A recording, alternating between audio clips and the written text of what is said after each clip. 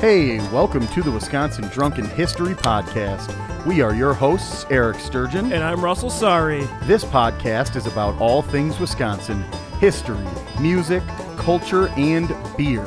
Although we don't often use strong language, the content is not intended for young audiences, so listener discretion is advised. If you love the bluegrass music you hear in this intro, please check out Dang It's from Madison, Wisconsin by visiting their website, dang-its.com.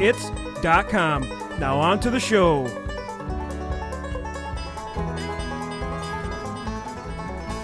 Hey, welcome back to another episode of Wisconsin Drunken History Podcast. This is your weekly dose of the Dairy State.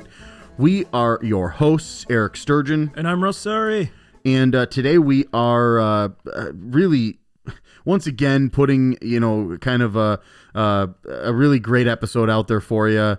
This one really just puts an end to the debate and the dispute and all of the rumor mill regarding the Fleet Farm and Farm and Fleet stores.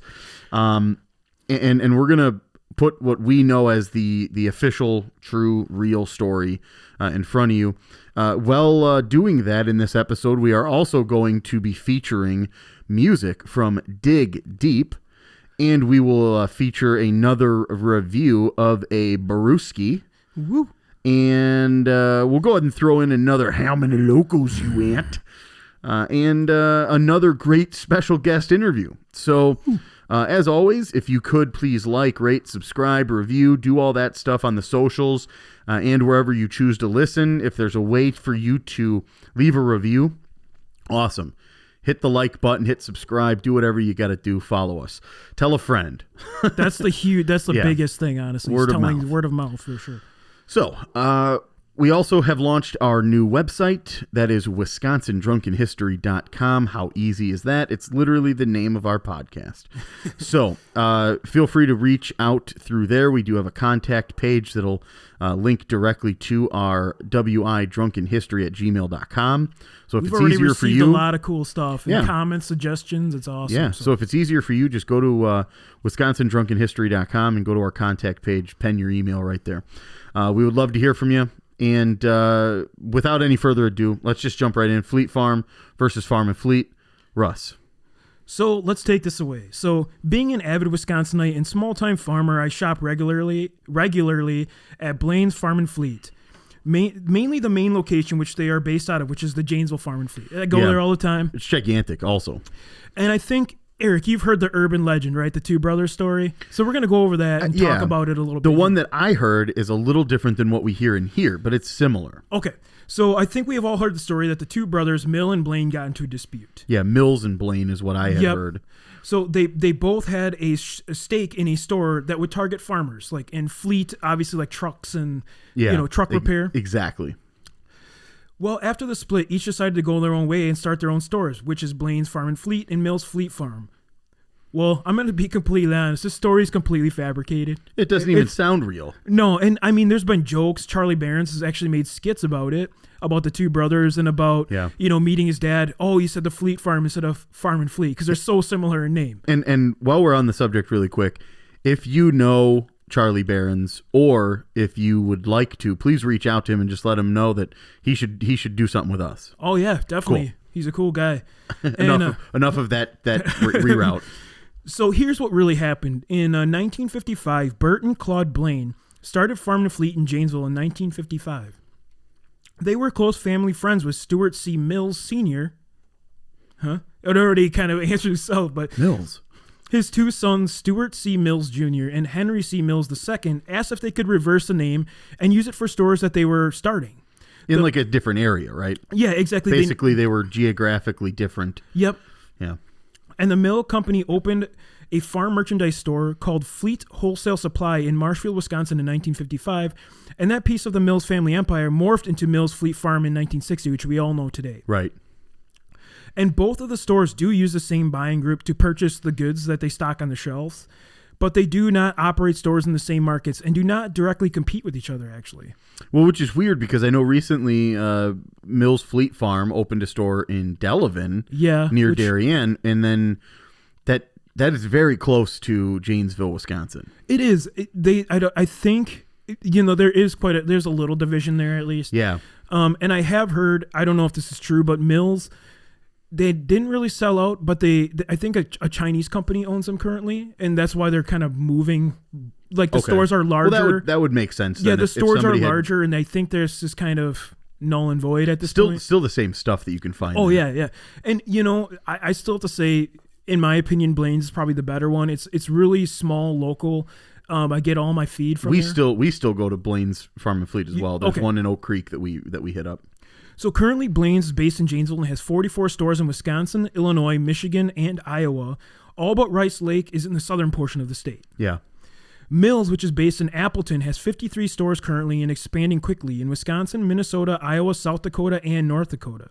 The majority of their stores are located in the eastern and central portions of the state, and also Hudson and Menominee in the western part of the state. Mm-hmm. So they're a little bit different in area. Yeah.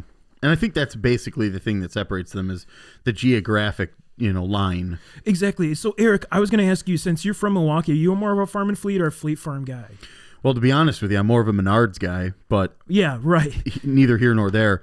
The things that I can't find at Menards, I do seek out Farm and Fleet, but that's because, as you know, Russ, and as many of our listeners know as well, I'm from Elkhorn.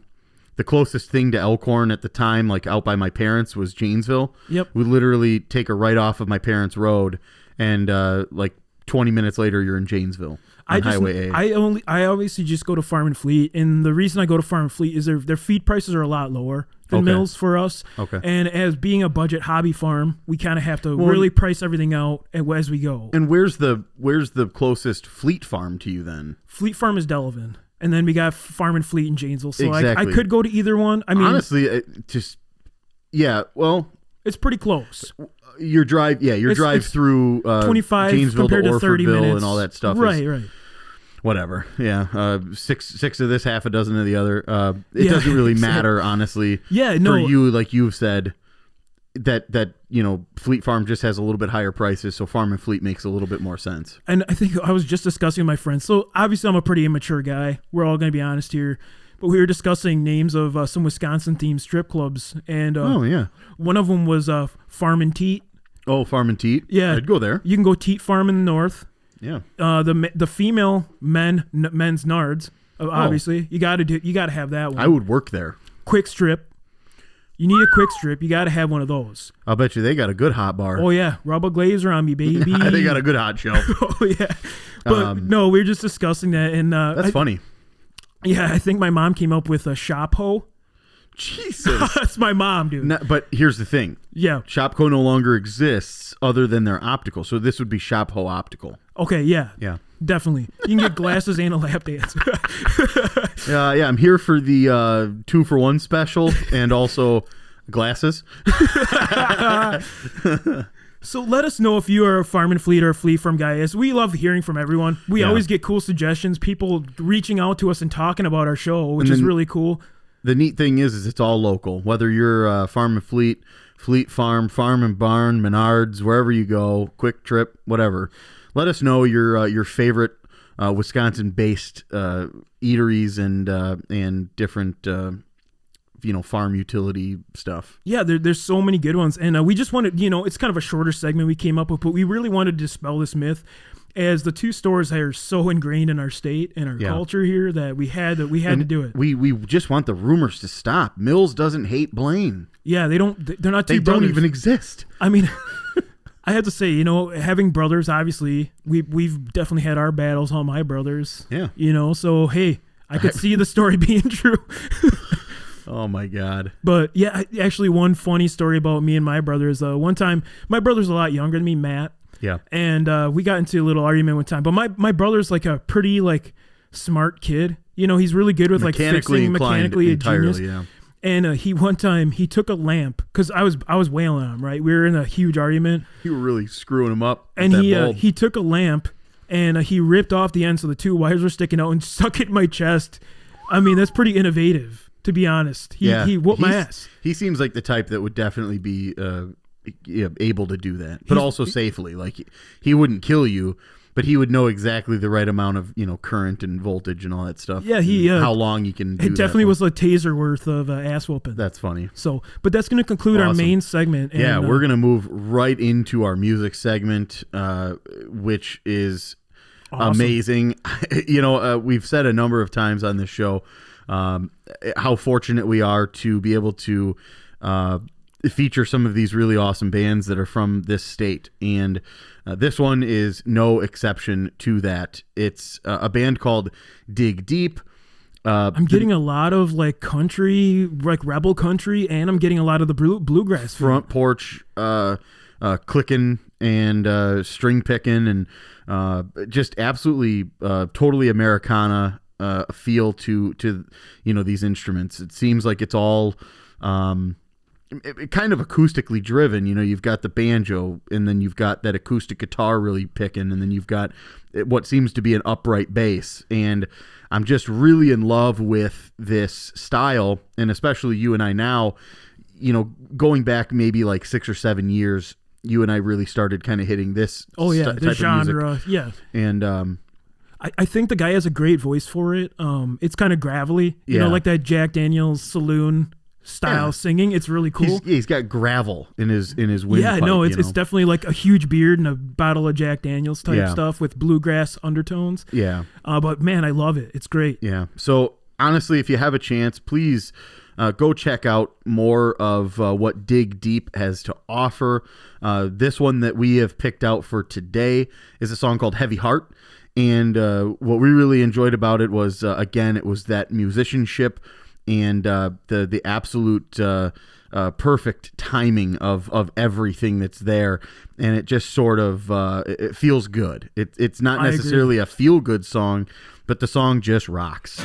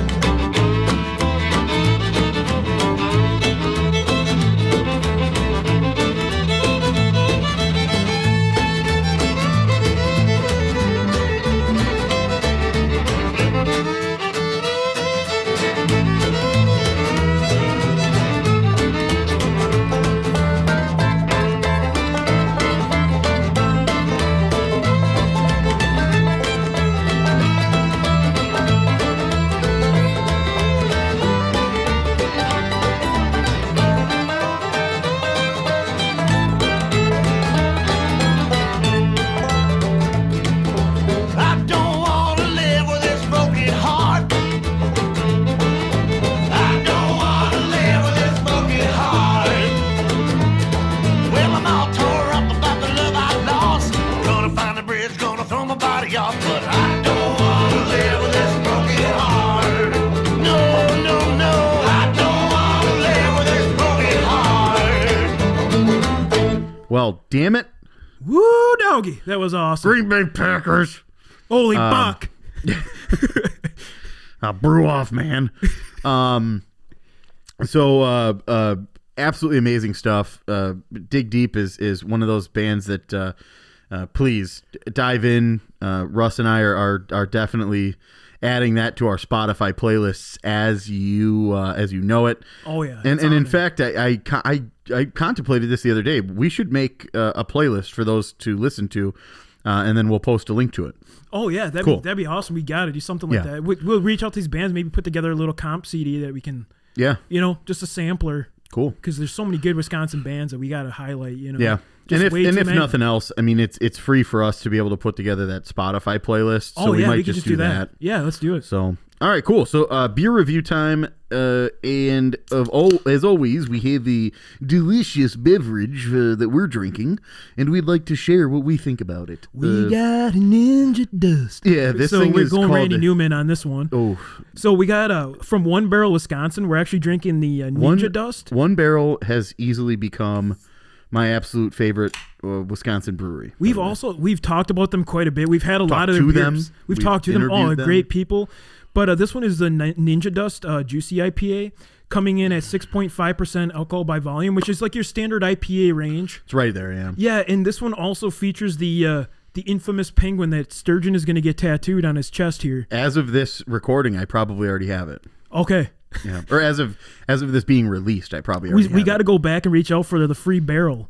They don't do it anymore. He said he would make an exception, but possibly. He said for us, potentially. Potentially. But they have a black background on this one. You got the penguin who's in the forefront, like usual. But it's called Ninja Dust Juicy IPA. Super tasty. And obviously... It's amazing. Yeah, this one is actually brewed in Madison, Wisconsin, and possibly Door County, some of them. Because I know they did open a tap room up there. I don't know if they have a brewery up there. I think maybe it's just pilot batches? Maybe pilot batches or something. I know the one thing we've talked about before is how there's consistent. They only actually have one barrel that they brew this in, which is phenomenal that they can craft beer like this. But this one is your definitely that juicy IPA. You're getting a little bit of that IPA bitterness, but I don't think it's as overwhelming. It's not super harsh, I would say. But if you're drinking an IPA, you expect this. This is definitely what you expect. The IBUs are there, so it's definitely a little higher on that. You're going to expect to kind of hit that more bitterness versus like the maltiness. The hops are coming through really good and adding a lot of flavor to this. What is it? What do we even know what hops are in here? I mean, I can take a stab. It's definitely Mosaic. Yeah, you're tasting the Mosaics. It's very good. I'm trying to think. It has a little bit. I'm guessing it has some of the C hops in there, maybe a Cascade or a Chinook, because you're getting Cascade, maybe, yeah. You're getting a hint of that pininess coming through Citra. too. No, you're getting a hint of the pininess. Yeah. But it's definitely like not. Cascade is always that pininess. Yeah, it's those C hops that have that like pine. Yeah. And this one definitely is a juicy though. It's not like a dehydrating one. Like the back palate is still like kind of. Hydrating. Like you can enjoy a few of these in a session of hanging out in the backyard, or if you go to the tap room or something, you could enjoy a couple of these and sip them a little on the slower side. That's fine, and you'd probably still be okay to drive home legally. I know we've hit some pretty heavy IPAs, me and you, and I know with some of them, I mean, you get cotton mouth like instantly. Like this one, you don't get that. You don't get that dryness. It goes down really smooth, 6.5%, which is your average range for IPAs. Maybe not when you're going to want to sit and drink all day. Yeah. It's not like a Busch Latte where you can have 100 of them and you pretty much just got a buzz. Well, right. Which is nice. It's just more hydrating. It's like a water with a little bit of alcohol. I would say, on a summer day, and you're expecting to drink for a considerable amount of time. You're on a boat or something like that. Go with a Busch Latte. Go with your light beer. For sure. I mean, like, you don't want to be up on a roof with an IPA. Let's be honest. Like dinner, or you're meeting friends for a couple beers, happy hour, something. But and we don't have to reiterate that 100 times. I mean, these are definitely the type of beers that should be enjoyed, but should definitely be enjoyed super responsibly in order to not totally crush you. Because again, it's 6.5%, not like 3. Right. And I mean, you can get some work done. I wouldn't recommend doing like the risky stuff, like roofs or like anything where you can get hurt, because, after a few IPAs, like you can have a whole 12-pack of beers, and the 6-pack of IPA is going to wreck you. Like a latte or like a lager, they're not going to hurt you. But like if you have a 6-pack of these, it's probably going to equal a 12-pack of like the lights. Yeah. You know what I mean? It's right, exactly. And in how it makes you feel. If you drink a considerable amount of IPAs in a row, like 3 or 4, you're going to get the little wobbly legs. You're going to get the tingling in the joints. It's going to feel, it's going to feel definitely weird. You're going to get the lighter head feeling. You could sip 12 Busch lattes and probably just maybe touch that a bit. Oh yeah, for sure. So, but yeah, definitely go and check this one out. One Barrel is amazing. Yeah, Ninja Dust Juicy IPA. Go and check this one out. Eric, where did you find this one at? I have no idea. Okay. I think Festival. Festival had this one. Yeah. It is available. I have seen it at Woodman's as well. Yeah. So please go and try. Again, it's Ninja Dust Juicy IPA. All right. It's that time again, folks. How many locos you at? This one, Have Wheels Will Travel. We have a buddy, Wisconsin native here who... Road trip drinker. He happened to be on a vacation, I guess. I don't really know. Yeah. So what we have here is an individual, 60 years old, from Janesville, was sentenced to 2 to 5 years in prison for his 6th drunk driving offense. The sentence was handed down on December 4th in Menominee County, Michigan. Holy smokes. The individual pleaded guilty on September 8th to a single count of OWI. The incident occurred actually on August 4th of 2019 in Menominee County in Michigan. According to authorities, the individual was found passed out behind the wheel of his running vehicle. He was unable to stand up when he was extricated from the vehicle and admitted to officers that he had been drinking literally all day. Oof. So he's not one of those guys trying to say, I had one. He's like, no, I've been drinking. I had all day worth of beers. So the Michigan State Police analysis found that his blood was 0.19. That's up there, especially, I don't know how long he was passed out. But if he had been passed out for a significant amount of time, this dude was probably hitting a 0.3 when he fell asleep. And do we have a quick statement from the prosecuting attorney here? The prosecuting attorney said that the individual is a serial drunk driver. His sentence needed to reflect the seriousness of that offense and promote respect for the law.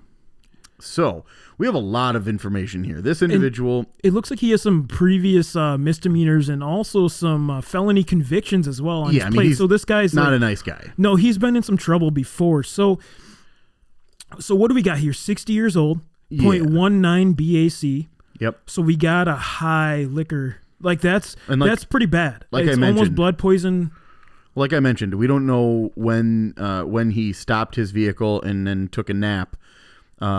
So between that time, because this is blood, it takes a while to get over to the hospital and get things arranged. He's on the verge of blood poisoning. You also have to have a warrant to do that, at least in the state of Wisconsin. So normally that takes a whole lot of time. When you hit a 0.19 and you've had all that time to sober up, if you will, that's still an impressive feat. So this guy was arguably at 0.3 or near at his completion of final drink, Yeah, so he's definitely on the brink of blood poisoning and like deadly dose. Yeah. He's 6 years old. He's had 6 OWIs, felonies, and misdemeanors. So he has a criminal record. He has some experience in drinking, 0.19. I bet you he likes to enjoy a good loco behind the wheel. You think he's a loco guy? 60? I think maybe 1 or 2. I don't know. He's a loco drinker, 60. I think he's Shit, Russ, when we're 60, we're definitely going to be drinking locos. Probably. But we're also crazy. We're also loco, dog. We like it. I will go ahead and I got mine. I got mine for sure. Yeah, I am in on this one. I know exactly where I'm at. And, 0.19, he's up there. So I got my number. So you might be factoring in the 0.19. But I'm also factoring in the 0.19 plus the time it took to get the plus base. all that time plus that he had. was sleeping, so And he said passed he drank all day. He blacked out. So Yeah. okay, I got mine. Do you want to go on 3, 2, 1? Yeah, I think yes. Okay, 3, 2, 1. 21. 16. Ooh. I think a little lower. He has the tolerance buildup, dude. But I think you might be on to something because he has the tolerance and the 0.19. I was just thinking the time and the 0.19. I think we might have to hit a 20 loco. Yeah. I think we're gonna have to hit a 20 loco. I went a little bit above that 20, said 21. I figured he fell asleep and he had one in the cup holder. I'm going to kind of change a little bit. I think I'm going to go a little higher. I don't want to meet in the middle on this one. I think we should go 20 loco on this one. Okay. All right. I think 20 loco is come my way. I think I'm going to have to. Honestly, like I didn't take into some of the consideration. The blackout, I probably should have took a little more into consideration. The blackout for somebody who is a veteran drinker is high on the loco level. So I'm going to go 20. Well, that's why I went 21 is because I felt like he fell asleep and he had maybe a can still left over. And they didn't report it, He's got some left in the tank. But it was just sitting 20, in the center council, huh? Exactly. Okay. 20, I'll certainly. You wanna go on 20 loco? I'm easily, persuaded to 20. So, sound the gavel. 20 loco. This is official. So today we're here with DJ from Component Brewing. DJ, how you doing? Good. Good morning. Good morning. Yeah. Morning, yeah. Can you let us know a little bit of history about Component Brewing and how you guys got started? Yeah, sure. So we were basically just home brewers. So it was my cousin Jonathan and my brother Steve and myself. Just we're making beer in the garage like a lot of people do. And 3 years ago now, it's been just about 3 years ago, we found out that Eagle Park was moving out of their little spot in the Lincoln warehouse in Bayview. And they said, yeah, the spot's for sale. And it was kind of turnkey. So, yeah, we just jumped right in. We didn't really see, it was a very small way to start and a easy way for us to just kind of, try to make a go of it, of making beer professionally. Yeah, that's awesome. It's super cool. That's a really neat story. We're actually in, our studio is based out of Muskego, which is where Eagle Park kind of moved all their operations to. And we're huge fans of what they have, but we're also really, really huge fans of Component. The beers that you all seem to be making are just phenomenal. Just really, really good quality stuff. So, is there a beer that you're super, super proud of, or a recipe that maybe you had a hand in creating or formulating? In the beginning, so John is pretty much the brewmaster. He's definitely the brains behind all the beer. But stuff that we were making early on, I can't take any credit for. I'd love to take credit for something, but actually one of our more straightforward beers, just our Chase Avenue Chaser Pilsner, was one of the first ones we brewed because we had plenty of time to lager a one barrel batch of beer, which is not something you normally, have a lot of time to do in such a small setting, but we've been able to make it on bigger systems now too. So that's one that's just kind of it's like a flagship, right? It's something that has a little bit of a family story too, because my great grandparents lived in Bayview on Chase Ave. And so it was just kind of this, nice to kind of be able to like think about those times, going back there, visiting them when we were young. And then it kind of came up with a cool name for a Pilsner, Chase Ave Chaser. It's just kind of worked out very well. So yeah, and it's funny too, because I know when you have a Bloody Mary, you usually have a Chaser too, which Absolutely, is like, it's really cool. It's like a double play on words. It's so cool you guys did that. Yeah. I think it's we always joke around that it's the unofficial Chaser of Bayview. So hopefully we can start making more of it and get it out to more bars and stuff for just that purpose. Absolutely. And Bayview has some of the best beer holes that you can possibly find.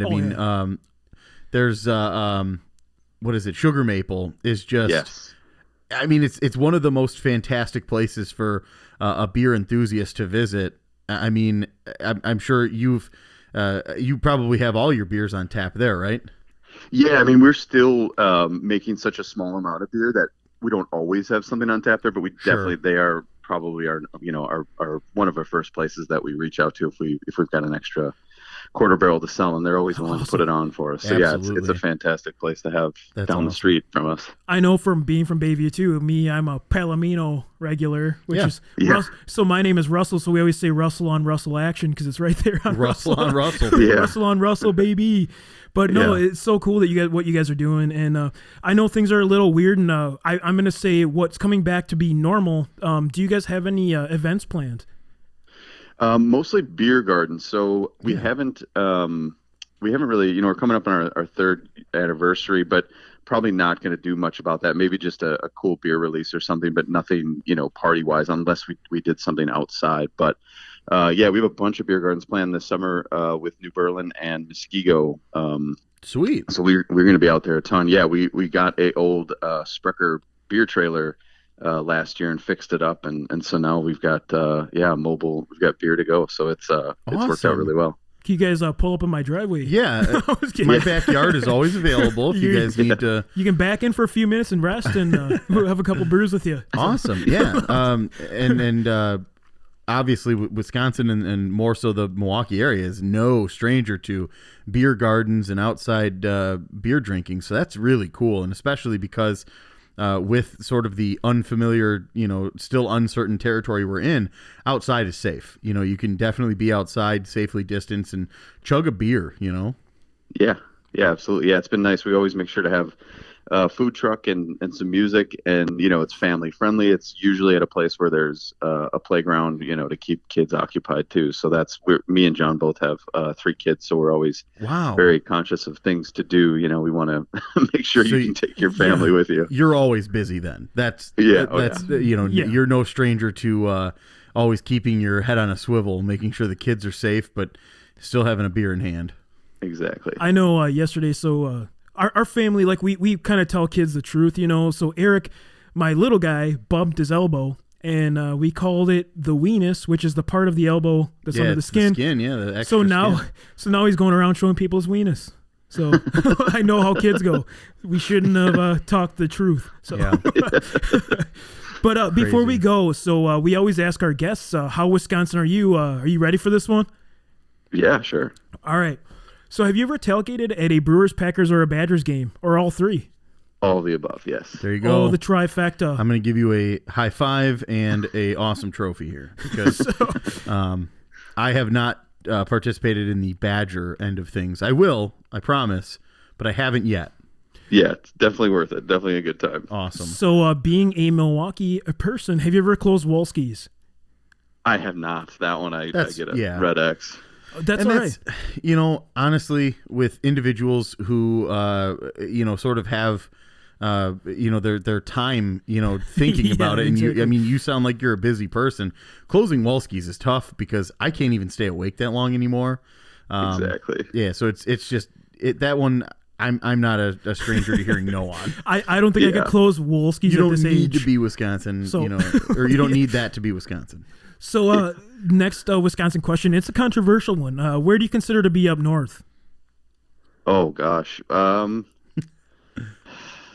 love the gosh. We all sweat here on this one. It's a tough one. Yeah, at this point, I guess if I'm on 45 and I've driven for about a half hour, 45 minutes, I feel like I'm up there. So I don't know. We take the kids to Sunburst, and I'll say if I'm 30 minutes outside of Milwaukee, I'm getting there. I'm up north. So you're hitting Amherst, and you're like, "Yep, we're here." Yeah. So. Oh gosh, yeah. Okay. You're definitely up north. Yeah. Okay, perfect. And then, so a supper club. Do you have one that you recommend? Oh gosh, yeah. What is it? 5 o'clock Steakhouse, the one. Yeah, I believe that's place. Yeah, yep. I think that's over. Is it Blue Mound? Yeah, it is. Yeah. I forget exactly what cross street. Yeah, for sure. All right, we got a couple more for you. A beer brat. Is there a beer from component you recommend trying to make beer brats out of? Yeah, I would definitely. Chase Ave would work great. So I would. We make quite a few lagers, so yeah, that would work out very well. Or even. I haven't tried it, but Oktoberfest would probably work pretty well too. I've heard that a few times about Oktoberfests on our podcast that some people say it really does. It makes a really flavorful brat. So yeah, I'm with you on that one. I think I'm going to be a scientist this summer and go ahead and try it out. I agree. I'm gonna add that to my list. All right, we'll converse about it after we conduct the experiment. Sounds good. So here's the next one. It's a little bit of an unfortunate one. Have you ever hit a deer? Not personally, but I have definitely been in the vehicle when one has been struck. Yeah. It's kind of a crazy feeling, right? That Yeah. even though they're such a small item and object, you feel that push from their body and their, I guess, energy or inertia. So it's weird. Yeah. We as kids would get in the van and go drive all over the place, and we were heading up to see family, and I just remember we got one pretty darn good. The van took a beating from that one. It was a good sized deer. Man. That sucks. Yeah. I hate it. I hate it. I that's the worst part. Like, and that's why we always say, watch out for deer on your way home. It's something my mom used to always tell me when I was coming home from her cabin up north. I was just going to say, She's like, anytime I was driving back to Milwaukee from my parents' house, it was always, all right, and hey, watch out for deer. After the 15th goodbye, it's watch out for deer on the way home. So. All right, so last question we got for you. Other than Component, is there another brewery or a brewery tour, and it doesn't have to be in Wisconsin, that you recommend listeners visit? I'll go with one that I've only gotten to once, but really like what they're doing. Working Draft in Madison is definitely. We've done a collaboration with them too, so we had an excuse to get out there. And obviously, there's a ton of good stuff in Milwaukee, but that's one that just recently they've been dropping cans down this way too once in a while. So yeah, Working Draft and you guys are definitely, I mean, you're putting out really, really phenomenal stuff, and I think we have had Working Draft on here as well. They're really good people. Just really honestly, good it's beers. Just really cool guys. Yeah. And that's why really we fun want to work with. That's why we wanted to have Component on too, just to put the word out there so people know. As somebody who loves Wisconsin more than anything, what we want to do is promote awesome breweries, and you guys are definitely up on the list for us. So 100%, yeah. Yeah, I appreciate that. There's lots of good competition. It's a good thing to see. There's a ton of good beer out there now. And DJ, we're going to ask you too. One of these days, if we make it out there, would it be okay to get a little personalized tour to come check it out? Yeah, absolutely. And we're actually working on expanding in the Lincoln warehouse. So hopefully, maybe we can give you a tour of the new location too that we're working on. Perfect. Awesome. Thank you, DJ. And thank you so much for your time today. Yeah. And we're glad to put this word out there and get more information out there about Component. Yeah, appreciate it. Thanks, guys. All right, thanks. We'll see you soon. Have a good one. Take care. All right, You bye. too. Bye. Bye.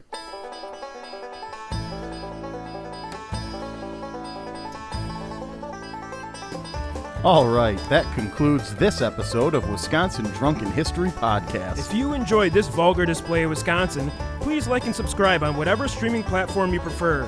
And remember to hit the bell on YouTube to be notified when we release new content. Also, if you have any suggestions or ideas for future episodes, please send us an email at widrunkenhistory@gmail.com or head over to our Facebook and Instagram pages. Thanks again for listening, and remember, as always, Watch out for deer on your way home.